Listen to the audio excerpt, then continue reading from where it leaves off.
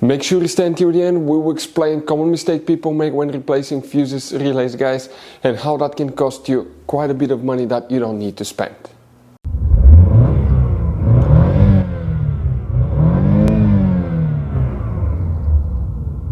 Hey guys, welcome back to Electrical Car Repair Live. Thank you guys for watching and subscribing to the channel. Today will be super helpful video to any of you guys having a Chevy Malibu.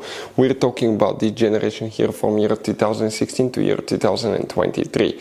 If you guys have one of those, you have a problem where the heater blows cold air. Stay with us, we'll explain what can easily cause that. It could be one thing that most people will never actually think that even exists. But first we'll explain which climate control fuses and relays you need to check, up to 6-7 different relays, fuses.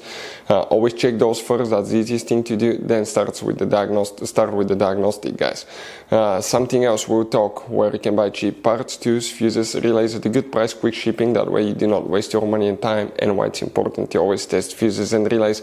All that will be covered absolutely free for your convenience. Make sure to stay until the end. So before we start, let us tell you a little bit about us, guys.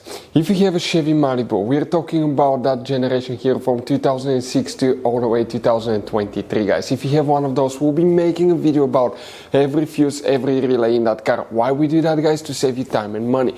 Let's say you're down the road, you're in the middle of nowhere, your car does not start, you're trying to find where the engine starter fuse or fuel pump fuse is located. All you have to do, come to the channel, search, less than 1-2 minutes, you fix that problem, you're back on the road. Because sometimes in the menus it will not be cleared, it will not be mentioned, guys.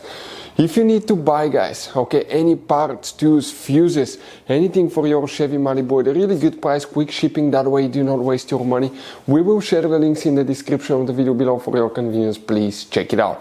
Now, here in the garage, guys, we constantly work on things, constantly working on new vehicles, guys. We do engine work, mechanical work, transmission work, body work, anything you can think of. So we're constantly adding new vehicles. So if you need help with anything, just leave a comment below. So let's go ahead and start on it now.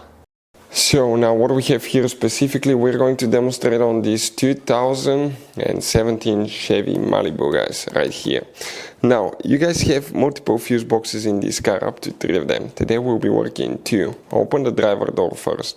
Here, guys, on the left side of the steering wheel, right here under the headlight switch, you have that cover on the dash. Open it, and right behind it you will, guys, see a fuse box layout that will look just like this one here.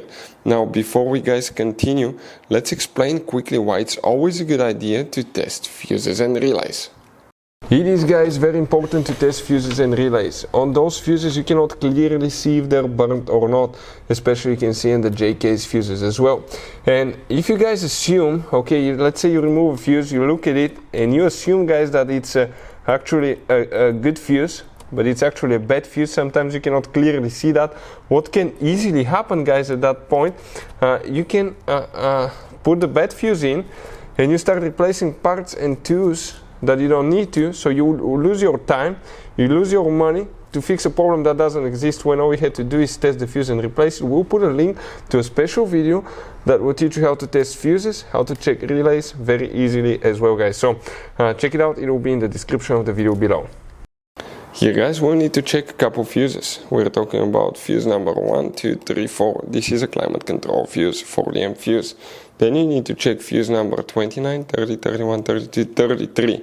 This 10 amp fuse right here. After that, you need to open the hood. Facing the engine on the right side, you have another fuse box under that cover. Go ahead, open it. You will see that layout, fuse box layout. We're going to zoom in a little bit. Now, here, guys, we'll need to check multiple fuses. One of them is fuse number 11. We're talking about this 40 amp fuse right here.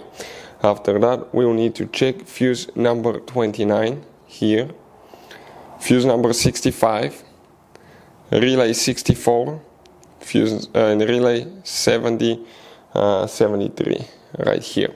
If the heater still blows cold air, guys, okay, what can cause that? It could be something such as thermostat that is stuck open. Bad thermostat will not heat up your coolant, that will not produce heat. Especially you may notice it on highway drives, driving at high speed on a super cold day.